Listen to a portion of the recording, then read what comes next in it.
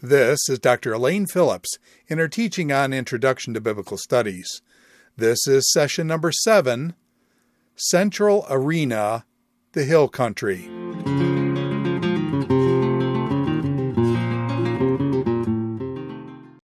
In a moment, we're going to do a little bit of review, but we want to see that this time we're going to focus on one of the most important segments of the land itself as it functions as God's place for putting his people. It's going to be what's called the Central Arena or the Hill Country. And for those of you using the biblical background study maps, these are maps 3 and 7. But let's review first, just to walk our way through this. We did historical geography, and you've probably seen enough of that now to know which 4 contribute to that. We also, after those 4 subdisciplines, did a geographical overview of the Middle East and then focused in on this region called both the land between, because of course it is between those major geopolitical entities and all the other things, and it became the testing ground of faith for God's people. We've talked already about the covenant at Sinai, and that's going to articulate the kind of obedience expectations as well as the blessings and chastisements. From those 3 overview things, we then went on to do some regional studies. We've worked through wilderness, Judean hill country, Shephelah, and Philistine plain. We, on a broader brush stroke type approach, did Negev, Sinai, and tacked a little Egypt into that. And then we really zeroed into Jerusalem, spending quite a bit of time with both Old Testament Jerusalem and New Testament Jerusalem. As a preview and kind of a connection, because now we've pretty much finished up the southern part of the country. So we are going to move now from Jerusalem and go to these central hill areas that are to the north of Jerusalem. Now, what's going to happen is we're not going to move from Jerusalem and go directly to Benjamin and directly beyond that. Instead, we're going to take the same kind of approach, actually, that we took when we studied the Shephelah. We saved that till the last. We're going to save the area of Benjamin till the last for all kinds of reasons, not least of which is it was a battleground and a place to be fought over, and it had everything to do with security or not for Jerusalem. So let's see where we're going to go with this. Starting farther up north in this central area, we're going to call it the hill country of Manasseh. And what I've got here for you is this geological foundations map. And I'll remind us of what some of these colors are just in case it's a little hard to remember. Our green is going to be this hard limestone stuff, which has all of those wonderful qualities of good soil springs, etc. Whenever we see yellow, we saw it down here. Now we're going to see it up here, and this is our soft limestone. That's going to be particularly important when we're talking about central, western, and eastern hill country of Manasseh. Manasseh, just to remind ourselves, is talking about the half-tribe settling west of the Jordan Valley. The other half is going to be over here, but half of the tribe settled just about in here. Yes, that rectangle is artificial, but it's giving us a little sense. And we're going to see then that we have the central part. We'll spend most of our time there. We have the western segment, a little bit different, quite different as a matter of fact in terms of geology. And then over here, sort of the equivalent of the wilderness that we saw farther down. So here's what it's like. Especially in central part. You can see our color coding. This is our soft limestone. And the 2 things that we need to be aware of are going to be Mount Ebal here, Mount Gerizim there. Mount Ebal, Mount Gerizim there. And just to the east of that, you see kind of a white area. Don't go all the way out here, but sort of here. We want to think of that as the plain of Sychar. And that's going to ring some bells for us, I'm guessing, in terms of John chapter 4. The western slopes of this area, as I said a moment ago, are going to be a little bit different. Mixture, soft limestone, chalk, some green stuff as well, but a little bit of a mixture. And then out here, mostly our hard limestone, but also kind of a rain shadow. We will not spend time there. Here's our map again. As we go from the area that is, of great interest to us, we're going to see a white, that means alluvial soils, that means a wadi of sorts, and that's going to be Wadi Far'a there. Connection to the Rift Valley. There it is right there. Okay. Then we're going to have to the west. Notice, by the way, the difference. Wadi, Arabic, reflecting that when these names were kind of doled out, that was the language, still is, spoken by most of the population there. Nahal is Hebrew. And so when we talk about the valley that is heading west, most geographers call it Nahal Shechem. It's going to the west. Obviously, we're going to see then that this area, in terms of central Samaria, with Mount Ebal, Mount Gerizim, is going to be pretty important. And I just explained in terms of why. We have a connection across here, don't we? If someone's coming from here, they can make their trek up Wadi Far'a, take a little dogleg jog down, and then head west. Let's look at it from a slightly different perspective now and pick up some of the cities that are going to be most important. We're certainly not going to get all of them. But if we're thinking of this as having been our central Samaria area, right in here, our tribal area of Manasseh, central right here, clearly Shechem, or Shechem, is one of the first ones that comes to our mind. We know it all the way back in Genesis, when Abraham is going to arrive at Shechem in Genesis 12. Just to the east of Shechem is going to be that little plain of Sychar that we looked at in the geological map. So hold on to that connection. We also are going to want to note a place called Tirzah. Because when we start talking about the history of the divided kingdom, there is going to be a short period of time in that fractious northern kingdom place, when Tirzah is going to serve as the capital, just for a short time. And then, most importantly, is going to be Samaria. When we get to our historical segment of this shortly, we're going to talk about the sequence of capital movement from first Shechem to Tirzah to Samaria, capitals of the northern kingdom. The term that is in parentheses, Sebast, is there because that is the term, the name that was given to it when it became a Roman city that was reestablished by none other than Herod the Great. But that's farther on down the line. Let's now outline some of these specific regional issues, or historical issues that I've been talking about randomly. RSM stands for Regional Study Map, in case you're going to be opening a set of maps in conjunction with this. Abraham, actually that should say Abram at this point, because his name change doesn't happen until Genesis 17, but we know him as Abraham. And so we find, as we read Genesis, that in chapter 12 he's going to arrive. This is the first named location to which he will come in Genesis. Sometime later, well after the patriarchal period, well after the time in Egypt, after the Exodus, after the wilderness wanderings, the conquest happens. And kind of as an interval, after the people take Bethel, Ai, there is a hiatus. And Joshua will gather the people at Shechem in order to do what Moses told them to do, recite the covenant, and they're going to do it again in chapter 24.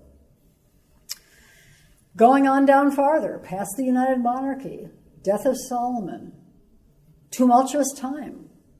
We've already had some unrest that seems to manifest itself as Solomon is reaching his end, and then certainly when he dies, his son Rehoboam actually goes north. He meets the rest of the Israelites. He confronts them at Shechem. So we see that it's centrally located, that's true, but it's also going to be important in terms of drawing them all together for this little confab that takes place. The kingdom splits. Jeroboam, son of Nebat, will indeed keep the north, and There will be a time, and I've given you the biblical references, chapters 14 through 16 of 1 Kings, which describe for us how unsettled this was, both for Southern Kingdom and for Northern Kingdom. And because a pharaoh from Egypt named Shishak shows up on the scene and is particularly threatening, because there is enough equivalent of civil war going on even within the Northern Kingdom itself, the capital moves around. It goes to that location of Tirzah that we saw a moment ago on the map, slightly farther away, maybe a little bit out of reach of Shishak's invasion. And then there's going to be a new dynasty under a guy named Omri. And he's going to move the capital from Tirzah out to Samaria. And we'll say more about that in a moment. When Omri does indeed move the capital, just remember that map I showed you a moment ago. It looks like it's really close, but it's far enough west. It's far enough out of that really central area so that in moving that capital to Samaria, he buys it from a guy named Shemer, names it Shomron, that's the Hebrew. And basically what he's doing is embracing foreign influence, stuff coming in from the West. We've seen all along that whatever comes in from the West is threatening in a way. And so Omri moves his capital there, pretty much opens his virtual arms to the West, and in marrying off his son Ahab to Jezebel, who is the daughter of a Phoenician king, Etbaal, he is pretty much going to invite Baal worship. It's always been a threat, but now it's going to be a major part of the Northern Kingdom. Ahab and Jezebel together will, to all intents and purposes, make Baal worship the state religion in the Northern Kingdom. That's important for a narrative that will be forthcoming when we talk about Elijah. Continuing on, in this area, as I mentioned a moment ago, the city of Shomron, or Samaria, will be rebuilt during the Hellenistic/Roman period and be named Sebast. And we do see the remnants, the footprint, again, of a temple that's pretty monumental, or was. In terms of the gospel connections, the one that we know best, of course, is when Jesus and his disciples go through Samaria. John chapter 4, and he meets a Samaritan woman at the well. And they have a little interaction over a temple at Gerizim, that was a Samaritan temple. And in that context, Jesus will say, it's not Jerusalem, it's not Gerizim. God's people will worship in spirit and in truth. Let's just look a little bit at some of these things as we see them on the ground, if you will. There's a lot that can be said about this picture, so I'll just mention a couple of things that are of interest. Down in between these two mountains is Shechem.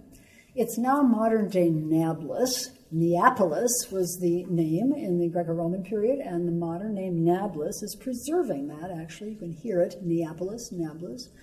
But here we have Mount Gerizim, and we're going to have Mount Ebal over here. We'll see another picture of it in a moment. This is then, we saw on our topographical map, a valley that's going to go straight west from here. We are on the plain of Sychar.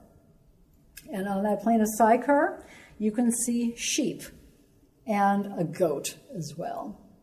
Look at the next picture and think about this one. See how it has changed depending on the season. Here we've got wonderful green stuff growing. We also have a little bit better view of Mount Ebal over here. But I want you just to think of those two pictures in conjunction with each other. This is springtime, of course. And so nice green stuff is growing. By the time whatever is grown there is harvested, then the flocks come in.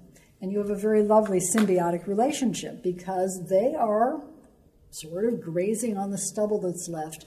And as you might guess, they're fertilizing it for the next year and the go-around. So you have a good relationship between people who are bringing flocks back and forth, and those who are more sedentary and cultivating the fields. Think in terms of Gerizim, Ebal, and Joshua 8 and 24 that I mentioned earlier. They were to be, and we see it especially in Joshua 8, on these two mountains reciting covenant blessings and curses. Interestingly enough, the curses were recited from Mount Ebal. There is an archaeologist named Adam Zertal who has done a lot of work, and he found a temple remains footprint up here from the Israelite period on Mount Ebal. Lots more we could say about that. Here we are actually on Mount Gerizim now, looking down. And so as we look down, we see just in that corner the Tell of Shechem right there. And we're looking northeast up towards Tirzah. So you can kind of imagine that on the map that we saw. Shechem, a little bit more protected location up here. And then, of course, we move out and look around Samaria. And although this is not a picture of Samaria, we're getting a feeling for the lower rolling hills around the area of Samaria itself. Samaria more accessible. Zeroing in a little bit on Samaria, I want to say two things about Samaria. One has to do with Ahab, son of Omri. One of the things that was found in this area, this would have been the palace structure, they found ivories. They also found some ostraca, by the way. So we have some finds from this area that are from that time period. But the ivory imports are what we're really particularly interested in because ivory would have come from somewhere foreign. And it would bespeak, well, opulence, elegance, wealth. You have Amos, for example, condemning people for their ivory houses and so forth and so on. And so as they found these things in this palace from the Iron Age period, this is indicating that we've got some reality. Also, very high-class architectural structures of that as well. On the other side of this, just back over here, we're going to see this. This is not Samaria so much as it's the city now of Sebast, because this is just the platform left over of another one of Herod's temples. This one built in honor of Augustus. And simply, if you want to get some kind of a sense of the size, the mammoth size of this, if you look at that base for the column, just there, someone who's about 5'5" can lie on that, and their feet will be here, and their head's going to be here. So the columns that actually stood up from that base, Josephus tells us, could be seen from the Mediterranean Sea. Well, we are going to leave that central region, the tribal inheritance of the Manasseh region right in here. And the next thing we're going to do is go a little bit south. We've done Manasseh, now moving to the hill country of Ephraim. And again, just kind of blocking it off, somewhat artificially, but give us a sense what we're looking at.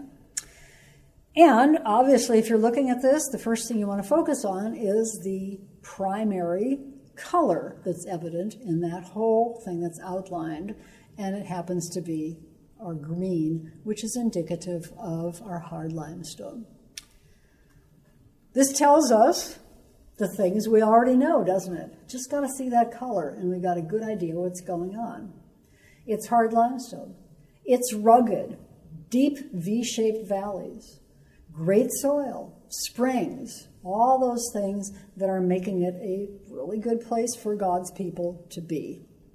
There is also a wadi system that kind of cuts up through from the west, and you may remember, and I'll just remind ourselves, when we talked about the Shephelah down here, and we talked about Jerusalem right about here, and one of the things I said to you was that just west of Jerusalem, in that green limestone area, was such a rugged wadi system that it provided, frankly, a natural defense. The same is true of this Shiloh system right in here. It's not an accident that in those early years of Israel's being in this area, Joshua, Judges, that we have the Ark of the Covenant at Shiloh.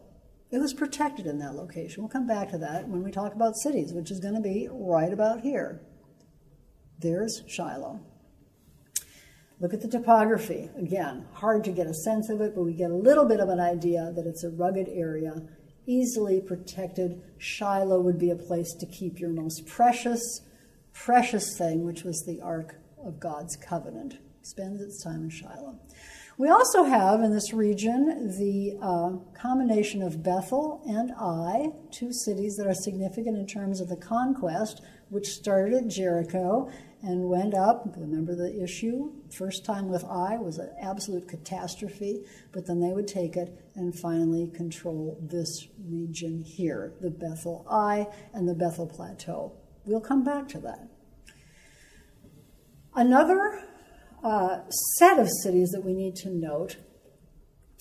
On this map, they're only UBH and LBH. So Upper and Lower Beit Horon.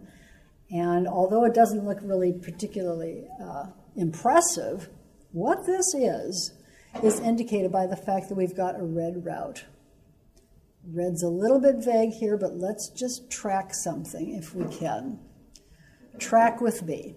You're coming from Jericho. If you want to get all the way across to the coastal plain, here you're going to make your way. You've got a choice there. You might go up to Bethel and Ai. The Israelites did that at first. Or you could go down to this area, and then you could follow that red route. And one of the few ways to get from this higher elevation, center part of Benjamin, we're going to talk about it later, is going to be a ridge that connects Upper and Lower Beit Horon, and then you can follow your red line out to wherever you want to go, whether it's going to be Lod or Gezer or whatever.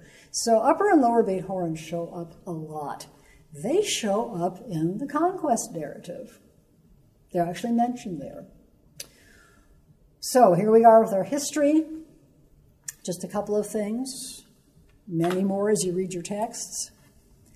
Abraham and Lot. Once they come back from Egypt, Genesis 13, they settle near Bethel. And you remember the rest of that narrative. You know, the stuff can't support all their flocks and herds, so Lot's going to go settle in the Jordan Valley.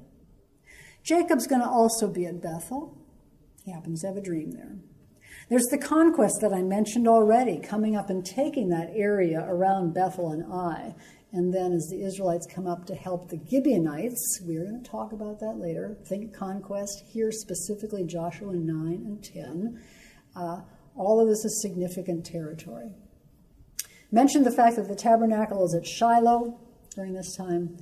And then, tragically significant, once Jeroboam, son of Nebat, takes the 10 tribes, secedes from the union, if you will, one of the things he will do to make sure that people aren't crossing the border between the northern kingdom and the southern kingdom, he puts up a golden calf at Bethel. Puts one at Dan, too. We'll talk about that later. But he puts one at Bethel. And the idea is that Bethel is on that north-south top of the ridge. We've talked about that in terms of how you have to get from north to south. You've got to stay on the ridge. Bethel would have been there, and it would have been the place where folks there could say, oh, you don't need to go south of Jerusalem. That's sort of hostile area. Just come on in here and worship here. We got the trappings of a fairly sort of decent worship. Golden calf. When we read the end of the book of Judges, which, by the way, is a truly painful set of chapters from 17 through 21, but especially 19 and 21, it's that Levite and his concubine and all the hideous aftermath. But there's this interesting verse as they're talking about something that's going to happen at Shiloh, and it all has to do with replenishing the tribe of Benjamin. But the geography plays in here. Let me read it. Shiloh, north of Bethel, east of the road that goes from Bethel to Shechem. In other words, that route that we've been mentioning already, that treks Jerusalem, Gibeah, Ramah, Mitzpah, Bethel, and then on up to Shechem. Shiloh's a little east of that, yes? A little more protected, a little off the route, to the south of Lebona. This is the Lebona Valley, and you can actually see an older road zigzagging, hairpinning its way to get down to that valley.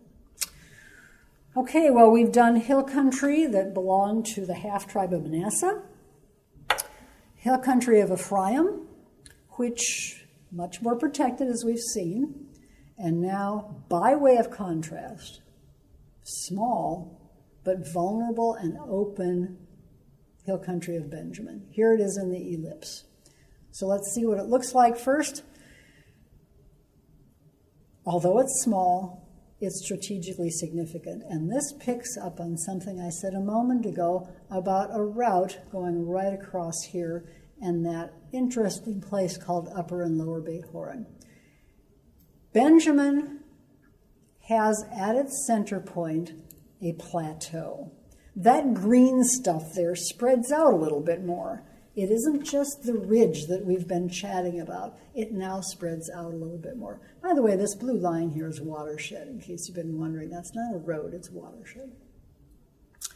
Hard limestone, plateau at the center, just mentioned that already. Obviously, we've got this chalky stuff to the east, which is much less hospitable, but still got to get through it.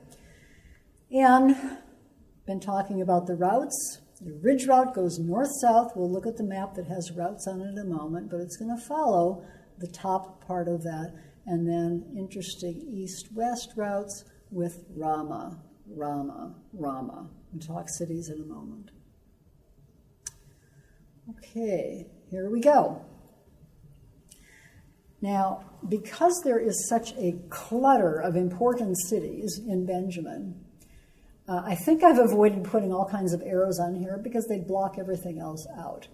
So before I even put anything up on the list, let's just look carefully at things we already know. Coastal plain, Shephelah, hill country of Judah, Judean wilderness. And now let's start with Jerusalem, because we know that Jerusalem, from our study of it, is on the border, southern border of Benjamin, right? Here's Judah, southern border of Benjamin. If we go out to the east, Jericho, New Testament, Old Testament, Jericho, right here. If we go to the west, Gezer, and in between, look at that cluster of cities. Let's work from Gezer and notice two things that we already have seen. Here's Upper Beit Horon. Whoops, I guess lower isn't on there. But there's Upper Beit Horon. Lower would be right down at that point there. Kiryat Yearim, Gibeon. Those are two of four cities that allied themselves with the Israelites because they knew that once Israel controlled Bethel and Ai, life was going to be a little bit challenging for them, so they made an alliance, deception. That, of course, made Jerusalem really nervous, along with Hebron and other cities out in here. So that's going to be our geopolitical configuration for a battle that takes place. But let's keep moving. We have Gibeon. We have north of Jerusalem, Gibeah, hometown of Saul. Ramah, crossroads that we mentioned a moment ago. Mitzpah, and then Bethel. We also want to notice two additional sites, Geba and Michmash, right up in here. Here's the list. And again, I'll point them out as we go along. That last walk went from west to east. Now we're going to go from east to west, just to reiterate it. Here's Jericho. Bethel, right here, again, in Ephraim, but close enough that we need to make a note of a Bethel and Ai connection. Geba and Michmash, not your garden variety names, but in a couple of narratives, really, really important. Happen to be 1 Samuel narratives. Gibeah, Ramah, Mitzpah, right? Gibeah, Ramah, Mitzpah, on that ridge out there. Gibeon, the head of our, where'd it go? Here it is. The head of our league against or allied with Israel and ending up being against Jerusalem and the others. And then Gezer, actually, the tribal area of Ephraim, but tremendously important as a city of access through the Ayalon Valley into here. Before we leave this map, just notice here is that natural defense west of Jerusalem, all along here. That's going to be important for some of the things we're going to say later on. Just notice that between Jerusalem and Ramah, even this depiction of it shows that it flattens out a little bit. That will be our central Benjamin Plateau. All right, let's see what we can do with all this in terms of history. This will tie together some things that I've been mentioning as we've been going along looking at the map. Patriarchs at Bethel, Abraham, Jacob, important stuff. The conquest, and I can't emphasize enough how important the central Benjamin Plateau is throughout history, starting with this particular thing. Just to say it again, Gibeon, so aware that once Bethel and Ai had fallen to the Israelites, they need to protect themselves. So they're going to ally themselves with 3 other cities, Kephirah, Kiryat Yearim, Be'erot. Those are the 3 cities along with Gibeon. And they're the ones that go and say, oh, our shoes are worn out, our bread is moldy. And Israel, Joshua, without consulting the Lord, it says, did make that treaty with them, which means then that when they, the 4 cities, Gibeon, Kephirah, Be'erot, Kiryat Yearim, are attacked by Jerusalem and 4 additional cities down south, the Israelites have to go up and keep their treaty, but they will end up pursuing that league of Jerusalem and so forth, all the way down the Beit Horon route and routing them to the south. Judges 19 through 21 unfold in this area, as I said. Moving forward in history, we have our 1 Samuel narratives, Joshua, Judges, 1 Samuel. Samuel's hometown is Ramah. Samuel lives at the crossroads. Don't miss that. He's located at a very significant place. It's not big, but it's the crossroads in the east-west, north-south route. And Saul's hometown just south of Samuel's town of Ramah. This is going to be important eventually. Just hang on to it. In the meantime, after Saul is king, that happens when we are talking about the 1 Samuel narratives. And I'm realizing, by the way, that I have a bad reference there. So in your mind, just erase 1 Kings and put 1 Samuel. Right? That should be 1 Samuel with Jonathan and his armor bearer. We'll have to correct that a little later on. At any rate, the Philistines in this time frame are really making life miserable for Israel. Again, think 1 Samuel 13 and 14. They are, I'm going to show you a map in a moment, well into the central Benjamin area. They have actually surpassed the actual plateau. They have made their way over into the Geba and Michmash area. Jonathan and his armor bearer are going to be operating in that context. Once Saul has died, the end of 1 Samuel, then we do have David. After, as we've said, reigning for 7 years in Hebron, will move to Jerusalem, southern border of the Benjamin area. One thing I want to do, and it's not on here, and it actually should be, so I'm just going to sort of interface this at this point. After Saul disobeys seriously the Lord twice, we see it first when he offers sacrifices and shouldn't have. We see it second, the text is 1 Samuel 15, when he doesn't obey the Lord with regard to the Amalekites. The Lord sends Samuel to anoint David. And again, think of your map at this point, because Samuel lives in Ramah. in order to get to Bethlehem, which is where David is living and which is where Samuel's going to anoint him, Samuel's got to go past Gibeah. It's on that route. We can imagine that there would be people in Gibeah who would be well aware of Samuel's movements as he is going from Ramah past Gibeah down to Bethlehem, which is probably why Samuel's a little bit concerned and asks the Lord basically for a cover for this event that's going to happen in Bethlehem, which he will have. He's going to offer a sacrifice down there. David will be anointed. Well, at any rate, continuing to do lots of fast forwarding, I haven't included everything in here, but one of the things you see, even at looking at that little list, is that this is an extremely important area. And after the split in the kingdom, after the north goes after Jeroboam, son of Nebat, after you have a golden calf at Bethel, there is continuous battleground back and forth across this area. 1 Kings 15 is only one illustration of a number of areas. The king, Asa, is in the south. Baasha is just beginning a new dynasty up north. And we're going to talk about that in a moment. First of all, here's Ai. A little bit on Ai. I'll skip through these quickly because I want to get to the maps with the Asa-Baasha narrative.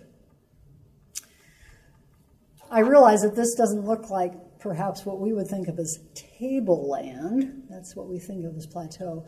But this is very much of a flattened area from the stuff to the west or to the east that's much more rugged, like that. That's eastern Benjamin. So the plateau was a good fighting area. Here's our narrative, first of all, about Geba, Michmash, and the Philistines. And there I've got the reference right, so this is all good. Here's a map. This makes the routes a little clearer. So here we have our north-south route. Here we have our east-west route. Here we have Jericho, Bethel-Ai. Here we have the R standing for Ramah, and you see the crossroads right there. Jerusalem, Gibeah, Gibeon. But what I want you to see is this next thing. There's Michmash, there's Geba. Those are the two cities that show up in this 1 Samuel 13 and 14 narrative. Yes, others do as well, but this means that the Philistines have gotten from this area, which is where we think of them, not only into Israel's territory, but well past. They have made their way into the central Benjamin Plateau, across it, and over to Geba and Michmash right here. This gives us some indication when we look at this particular map and then the threat of the Philistines of how serious this was. In fact, the text tells us that they had an outpost right here, and the Philistines sent raiders up north and raiders out here and raiders down this way. They were really overwhelming and oppressing the Israelites terribly. The Israelites are encamped at Geba. Philistines are at Michmash. You can read the narratives, open it up and read it, because Jonathan will say to his armor bearer, you know, let's just see if we can get at them. There's a pass. This is a rugged area. You've seen a picture of the ruggedness of that eastern Benjamin area, but here is a natural phenomenon which will lead us from Geba up here, kind of down there, you can walk through there, and come across here, and then right in this area is Michmash, all right? Jonathan and his armor bearer, double-handedly, just the two of them, will climb up, and as you know the story, they will rout the Philistine outpost. They will chase the Philistines at large across the central Benjamin Plateau. They chase them to the western side, and the Philistines, at least at that point, are pushed back where they belong. But even in just seeing the map in the previous slide and this one, we get a sense of how serious that was. By the way, this thing, pass at Michmash, is not only mentioned in this narrative. When Isaiah is talking in Isaiah chapter 10 about Assyrians coming, he gives a very ominous set of cities They come to this point. They come to this point. They stop at Michmash. They cross the pass at Michmash. They drop their baggage and then they keep going. And obviously Jerusalem is in the crosshairs in that particular narrative. Well, let's just do one last thing. Asa, king of Judah. He's a good king, by the way. In fact, he's a really interesting good king because before this narrative that takes place on the central Benjamin Plateau happens, before that narrative, Asa was invaded by a bunch of Ethiopians from down here, hordes and hordes and hordes of them. He asks the Lord for help. The Lord delivers him. Chronicles tells us all about it. Asa trusted God in that context. That's an important backdrop for what's coming next. Baasha. Well, Baasha has just taken over the dynasty, the preceding dynasty. You can read it as well as I can. Destroys the dynasty of Jeroboam. He initiates his own dynasty. And right away, and watch the map happen here. Baasha's controlling here. Here's the southern kingdom. What do you do when you want to consolidate yourself against an enemy? Well, you grab stuff that's valuable to that enemy and you hang on to it and you make a power move. And what Baasha does is to grab Ramah. It's a crossroads. We've said that already. It's, because this is such rugged territory, it is Jerusalem's way of getting out to the west and out to the east. All right? Asa recognizes that he is under terrible duress. Even think economically, think geopolitically, think all kinds of things. Once Ramah is under the hold of Baasha, hostile from the north, Asa thinks he's got to do something. He's got to do something because he can't go up to that crossroads and go west or go east. But unlike when he was attacked by the Ethiopians from the south, what does he do? He sends envoys up here to Syria and asks for help. 1 Kings 15. He says, please attack the northern kingdom from the north. That means that then their forces are going to go up and they're going to fight in the north. They'll withdraw and I'll be able to grab Ramah back. And that's exactly what he did. And in fact, if you look very carefully on this map, here's Ramah. He gets it back.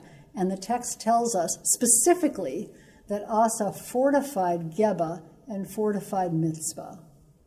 And you see those little red blops on the map there. Those are indicative of Asa's strategic fortification. He puts one here on the road that goes this way. He puts a fortifying post right there at Mizpah, and that means he's got a little fence around Ramah. He can keep Ramah that way, and he can get out west. And you're thinking, man, that's really strategic. Good for him. Is that the Lord's take on it? We don't have any commentary in the book of Kings. But in the book of Chronicles, it's very interesting because God sends a prophet to Asa and basically harks his memory back to what happened in the preceding incident when Asa did trust the Lord. And the prophet says, why didn't you do it this time around too?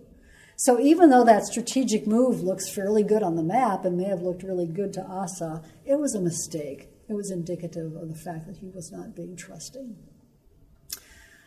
We are not going to walk through every battle that took place on the central Benjamin Plateau, but that one gives you an idea just in those few verses in 1 Kings 15 of the importance of that area, actually right on into contemporary politics. Jerusalem, for reasons that are completely understandable after 1967, annexed a lot of this area right here just to protect themselves. Kind of a fence. Well, let's just take a quick review of where we've been. We talked about the hill country of Manasseh, and specifically Shechem is a major city, Gerizim and Ebal towering over it, and the importance of that for covenant and all kinds of things. We talked about the move of the capitals, Tirzah, but then Samaria, and what that meant, moving the capital of Samaria to the west, specifically in terms of opening up to Phoenicia and Jezebel marrying Ahab. We talked about the fact that in the hill country of Ephraim, a very protected area because of the topography, We have the ark at Shiloh for a good amount of time. And then we finally talked about the small area of Benjamin, but particularly strategic area, because it ends up being a battleground, Central Benjamin Plateau. So that's where we're going to leave it at this point, and we're going to, don't lose sight, by the way, of our Samaria connection here, because that's going to be a nexus to our next regional study.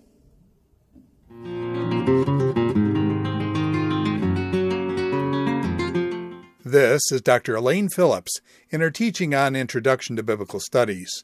This is session number 7, Central Arena, the Hill Country.